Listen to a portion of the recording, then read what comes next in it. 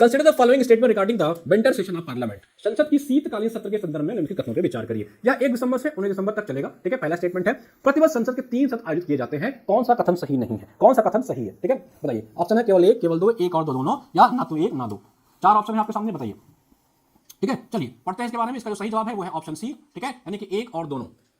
देखिए भाई, 2025 का जो आपका संसद का शीतकालीन सत्र है, यानी कि जो आपका विंटर सेशन है, वो 1 दिसंबर से लेकर के 19 दिसंबर के बीच में चलेगा। ये बिल्कुल सही जवाब है। इस बार क्या किया जा रहा है? इस बार कुल 13 बिल जो हैं वो पेश किए जाने हैं। 13 बिल जो हैं वो पेश किए जाने हैं। अब आज इसको आप देखोगे, संसद चलने भी लग गया है, जिसमें आपका नेशनल हाईवे अमेंडमेंट बिल होगा, एटॉमिक एनर्जी बिल होगा, कॉर्पोरेट लॉज अमेंडमेंट बिल होगा, इंश्योरेंस लॉज अमेंडमेंट बिल होगा और higher education commission of India. ये सबसे इंपॉर्टेंट बिल होने वाला है। ठीक है, higher education commission of India, जो आपके यूजीसी की जगह ले सकता है। किसकी? जो भी यूजीसी संस्था है उसकी जगह ये कमीशन आ सकता है, वो बिल इसमें शामिल है। तो बड़ा इंपॉर्टेंट है, इसको देख लेंगे। तो ऑप्शन सही है जो आपका सी। देखिए यहाँ पे एक चीज समझने वाली बात क्या समझिए, ये तो चल गया।